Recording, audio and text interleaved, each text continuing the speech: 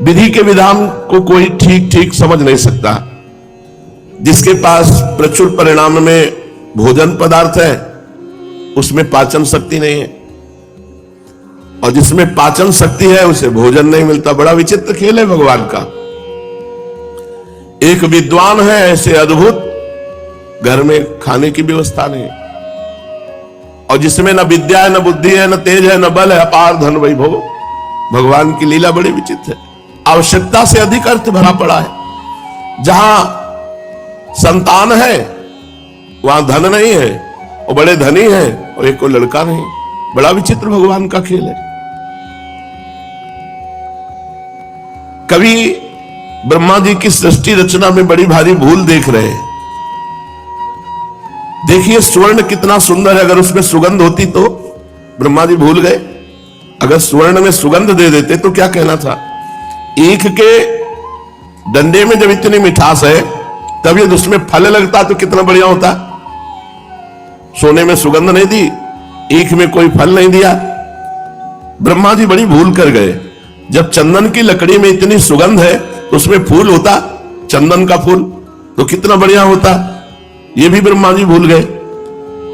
विद्वान लोग बिना रुपए पैसे के ही अपनी वाणी से आकाश पाताल सब एक कर देते हो। कहीं उनके पास धन होता तो विद्वानों को धन देना भूल गए, चंदन में फूल देना भूल गए, ईख में फल देना भूल गए, और सुवर्ण में सुगंध देना भूल गए।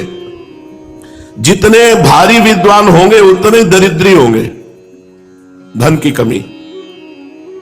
और जितना भारी तेजस्वी होगा महात्मा उतने कम आयु वाला होगा, जवानी में पधार जाएगा। जितने बड़े बड़े महात्मा हुए कम आयु वाले हुए। हमें लगता है ब्रह्मा जी ठीक से अगर सृष्टि बनाते तो बढ़िया रहता।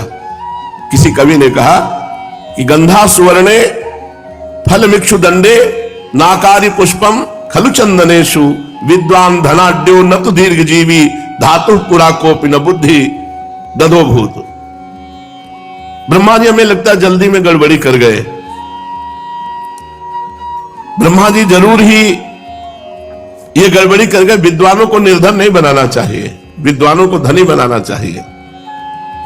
पर विद्वानों को अन्य पुरुषों के आश्रित रहना पड़ता है। देखा आपने, देखा है महाभारत पूरी कंठस्थ, महाभारत पूरी कंठस्थ। उनको ऐसे बैठ जाए तो श्लोक सहित बोल और फटित होती। पहले भोजन के लिए कोई दूसरा ही निमंत्रण उनको देगा, मतलब भारी धन की हानि और विद्वता चरम सीमा की।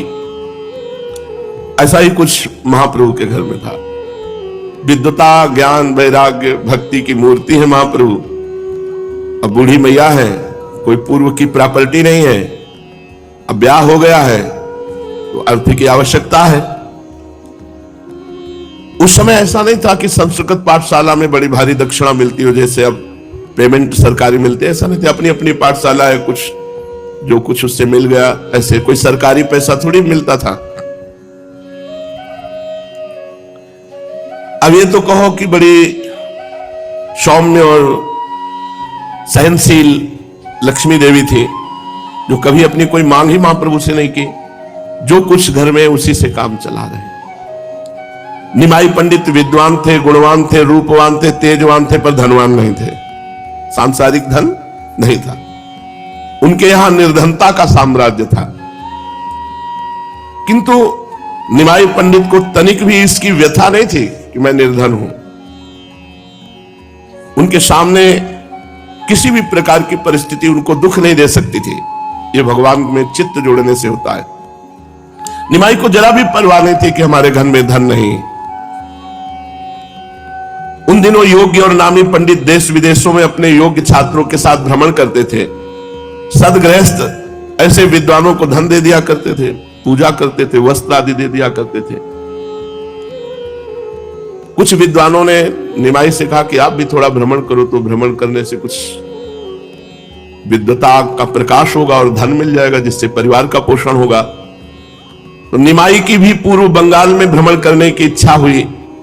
उन्होंने अपनी माता की अनुमति से अपने कुछ योग्य छात्रों के साथ पूर्व बंगाल की यात्रा की। उस समय लक्ष्मी देवी को उनके पिता के घर में रख दिया। मतलब बड़ी विचित्र भगवान की बात है कि ऐसे महापुरुषों के घर में भी ऐसी अव्यवस्था, जबकि बड़े बड़े मूर्खों में खूब धन संपत्ति देखी गई। तो ये वैसा ही है जैसे भगवान प्रकट हो रहे हैं देवकी वसुदेव जी कारागार में। यही भगवान की बड़ी विचित्रता है। जिनका नाम ले ले तो भवबंधन मुक्त हो जाए, वो स्वयं आ रहे हैं और माता पिता बंधन युक्त है। श्री गंगा जी को पार करके निमाई पंडित अपने शिष्यों के साथ पद्मा नदी के तट पर राढ़ देश में पहुंचे। बंगाल में भगवती भागीरथी की 2 धाराएं हो जाती हैं। गंगा जी की मूल शाखा पूर्व की ओर जाकर जो बंगाल के उपसागर में मिली उसका नाम पद्मावती है। दूसरी जो नवद्वीप होकर गंगा सागर में जाकर समुद्र से मिली उसे भागीरथी गंगा कहते हैं।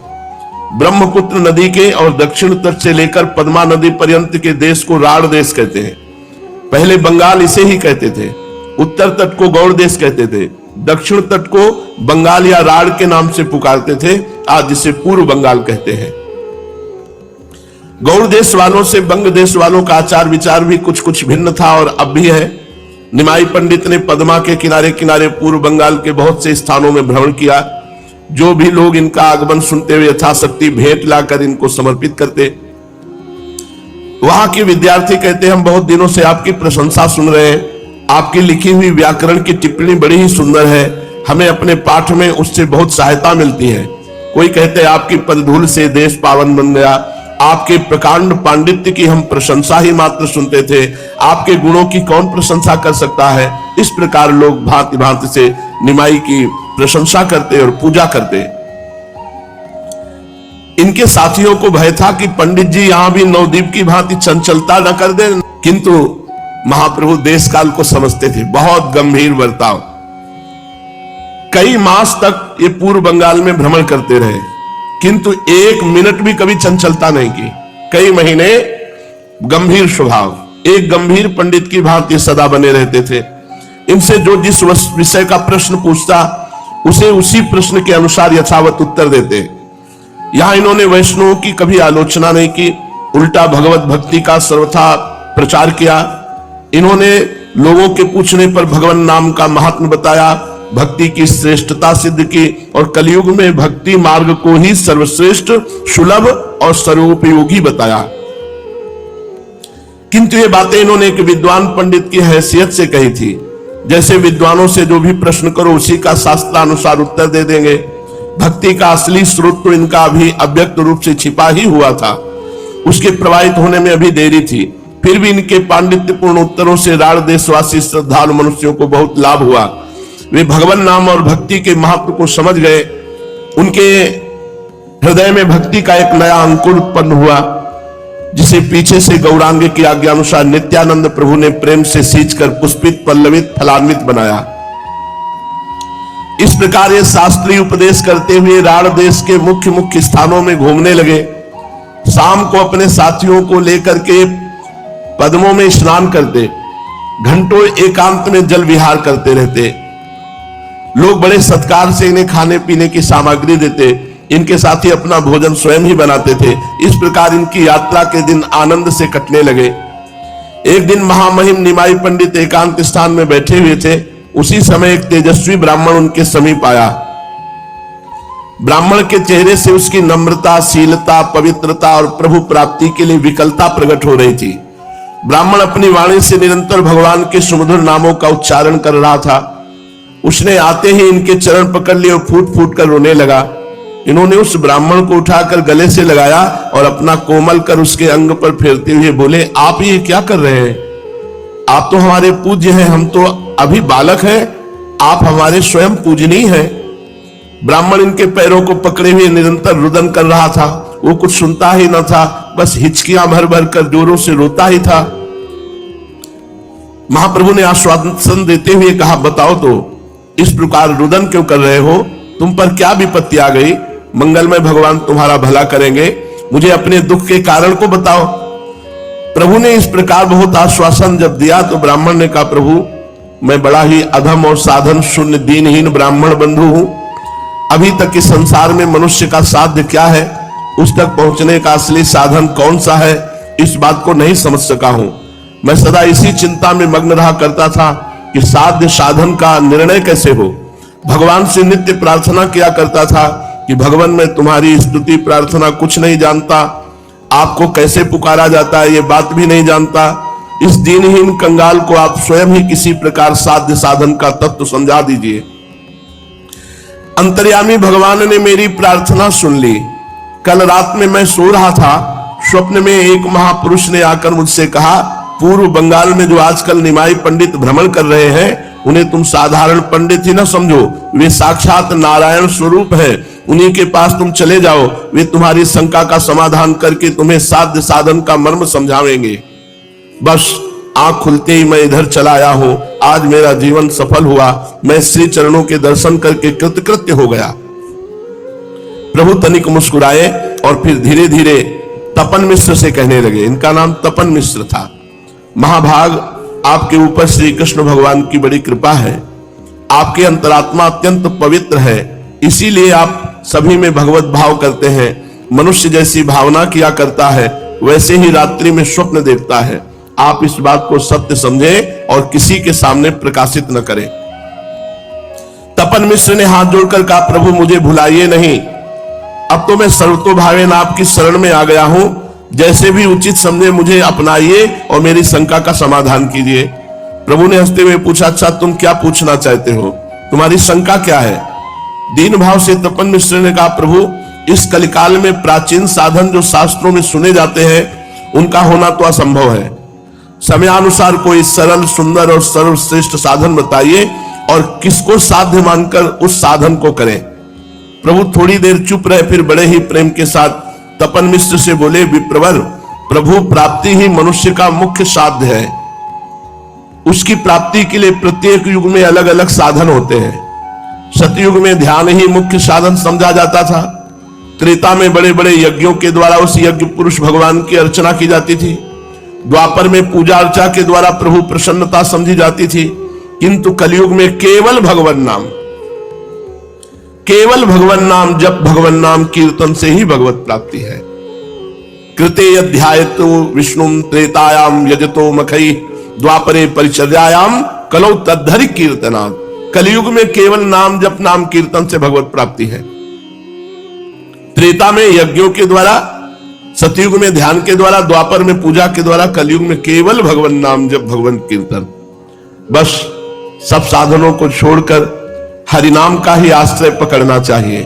भगवान व्यास देव ने 3 बार प्रतिज्ञा करते हुए कहा, हरिर नाम हरिर नाम एव केवलम कलौ नास्तेव नास्तेव नास्तेव गतिरन्यथा। कलयुग में केवल हरि का ही नाम सार है। मैं प्रतिज्ञा करके कहता हूं, कलयुग में हरिनाम को छोड़कर दूसरी गति नहीं है, नहीं है, नहीं है। लोग हरिनाम का महात्म न समझकर संसार में भांति भांति की यातनाएं सह रहे हैं। जो भगवान नाम की महिमा समझ लेगा फिर उसे भव बाधाएं व्यथा पहुंचा ही नहीं सकती। मैं तुम्हें सार से सार बात, गुह से गुह साधन बताए देता हूं। इसे खूब यत्न पूर्वक स्मरण करना और इसे ही अपने जीवन का मूल मंत्र समझना। संसार सर्प दष्टानां मेकमेव सुभेषजम सर्वदा सर्वकालेषु सर्वत्र हरिचिंतनम। सार बात है, संसार रूपी सर्प के काटे हुए मनुष्य के लिए एक ही सर्वोत्तम औषधि है। वो ये कि हर समय, हर काल में, हर स्थान में निरंतर हरि स्मरण ही करता रहना चाहिए। प्रभु के मुख से साधन का गुह रहस्य सुनकर मिश्र जी को बड़ा ही आनंद हुआ। आनंद के कारण उनकी आंखों में से अश्रुधारा बहने लगी। उन्होंने रोते रोते प्रभु के चरण पकड़कर प्रार्थना की, प्रभु आपकी असीम अनुकंपा से आज मेरे सभी संशयों का मूलोच्छेदन हो गया। अब मुझे कोई भी शंका नहीं रही। अब मेरी यही अंतिम प्रार्थना है कि मुझे श्री चरणों से पृथक न कीजिए, सदा श्री चरणों के ही समीप बना रहूं, ऐसी आज्ञा प्रदान कीजिए। प्रभु ने कहा, अभी नहीं, अभी काशी जाओ, काशी में जाकर निवास करो। कालांतर में हम भी काशी जी आवेंगे, तभी आपसे भेंट होगी और आपको वहीं काशी में जाकर रहना चाहिए। प्रभु की आज्ञा सिरोधार करके तपन मिश्र काशी को चले गए और इधर प्रभु अपने घर लौटने की तैयारियां करने लगे।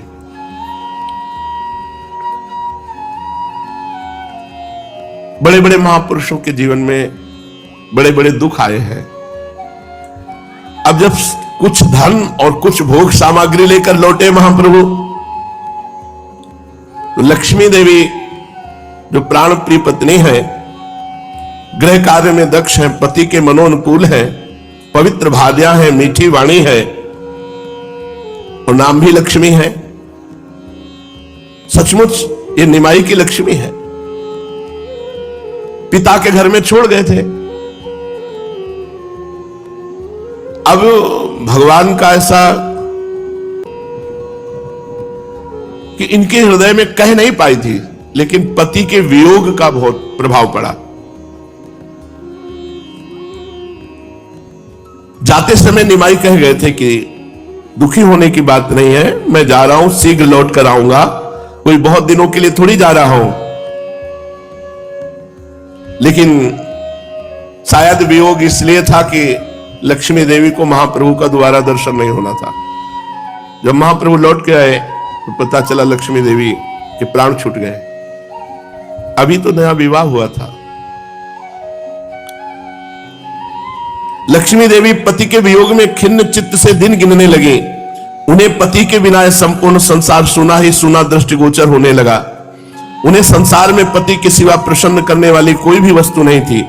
प्रसन्नता का जो मूल है वो हृदय से अपने पति को मानते थे, इसलिए बहुत अंदर ही अंदर उदास बनी रहने लगी। उदासी के कारण अन्न जल भी छूट गया। विरह की ज्वाला में हृदय जलने लगा। उनके पिता ने चिकित्सकों को दिखाया, किंतु बेचारे संसारी वैद्य इस प्रेम रोग का निदान कर ही क्या सकते। बात पित्त कफ के सिवा वो चौथी बात जानते ही नहीं। इन तीनों से विलक्षण ही ये प्रेम विकार व्याधि है। इस कारण वैद्यों के उपचार से कोई लाभ नहीं हुआ। धीरे धीरे लक्ष्मी देवी का शरीर अधिकाधिक क्षीण होने लगा, यहां तक कि जीवन की आशा न रही। वे मानो अपने अत्यंत क्षीण शरीर को अंतिम बार पति दर्शनों की लालसा से टिकाए हुए हैं, किंतु उनकी अभिलाषा पूरी न हो सकी। निमाई पंडित को पूर्व बंगाल में अनुमान से अधिक दिन लग गए। अंत में बड़े कष्ट के साथ वियोग व्यथा को न सह सकने के कारण अपने पति देव के चरण चिन्हों को हृदय में धारण करके इस पांच भौतिक शरीर का त्याग कर दिया लक्ष्मी देवी ने। अभी तो आनंद का समय आया था। चलो घर में 9 बहू आई थी, सची माता को सहयोग मिलता, महाप्रभु को भी, पर उन्हीं के निमित्त से वो बंगाल गए कि कुछ अर्थ और कुछ व्यवस्था हो जाएगी, और लौटे तो पहले ही उन्होंने शरीर त्याग दिया था। बड़ा विचित्र भगवान की। घर वालों ने रोते रोते उनके सभी संस्कार किए। इधर निमाई पंडित को पूर्व बंगाल में भ्रमण करते हुए कई मास बीत गए। अब इन्हें घर की चिंता होने लगी। इन्हें भान होने लगा कि हमारे घर पर कोई अनिष्ट हुआ है। हृदय के भाव तो असंख्यों कोशों पर से हृदय में आ जाते हैं। लक्ष्मी देवी की अंतिम वेदना इनके हृदय को पीड़ा पहुंचाने लगी। इन्हें अब कहीं आगे जाना अच्छा नहीं लगा, इसलिए इन्होंने साथियों को नवद्वीप लौट चलने की आज्ञा दी। आज्ञा पाकर सभी नवद्वीप लौट चलने की तैयारियां करने लगे। बहुत से नवीन छात्र भी विद्योपार्जन के निमित्त इनके साथ हो लिए थे। उन सभी को साथ लेकर नवद्वीप की ओर चल पड़े। इन्हें काफी धन तथा अन्य आवश्यक वस्तुएं भेंट उपहार में प्राप्त हुई थी। थोड़े दिनों में फिर नवद्वीप लौट आए। इनके आगमन का समाचार बिजली की तरह नगर में फैल गया। इनके इष्ट मित्र, स्नेही तथा पुराने छात्र दर्शनों के लिए इनके घर पर आने लगे। ये सभी से यथोचित प्रेम पूर्वक मिले। सभी ने यात्रा के कुशल समाचार पूछे। इन्होंने सबसे पहले अपनी माता के चरणों को स्पर्श किया। माता का चेहरा मुरझाया हुआ था। वे पुत्र वधू के वियोग और पुत्र की चिंता के कारण अत्यंत दुखी सी मालूम पड़ती थी। चिरकाल के बिछड़े हुए अपने प्रिय पुत्र को पाकर माता के सुख का वाला पार न रहा। गौ जिस प्रकार बिछड़े हुए बछड़े को पाकर उसे प्रेम से चाटने लगती है, उसी प्रकार माता निमाई के युवा शरीर के ऊपर अपना शीतल और कोमल कर कमल फिराने लगी। उनकी आंखों से निरंतर प्रेमाश्रु निकल रहे थे। निमाई ने हंसते हुए पूछा, अम्मा सब कुशल है ना? मुझे अनुमान भी नहीं था कि इतने दिन लग जाएंगे। तुम्हें पीछे कोई कष्ट तो नहीं हुआ? पुत्र के ऐसा पूछने पर माता चुप हो रही। तब किसी दूसरी स्त्री ने बताया कि लक्ष्मी देवी का परलोक गमन हो गया है। सुनते ही महाप्रभु के चेहरे पर दुख, संताप और वियोग के भाव प्रकट होने लगे। माता और भी जोरों के साथ रुदन करने लगी। निमाई की भी आंखों में आंसू आ गए और उन्हें पूछते हुए धीरे धीरे से माता को समझाने लगे, मां विधि के विधान को मेट ही कौन सकता है। जो भाग्य में बदा होगा वो तो अवश्य ही होकर रहेगा। इतने ही दिनों तक तुम्हारी पुत्र वधू का तुमसे सहयोग बदा था, इस बात को कौन जानता था।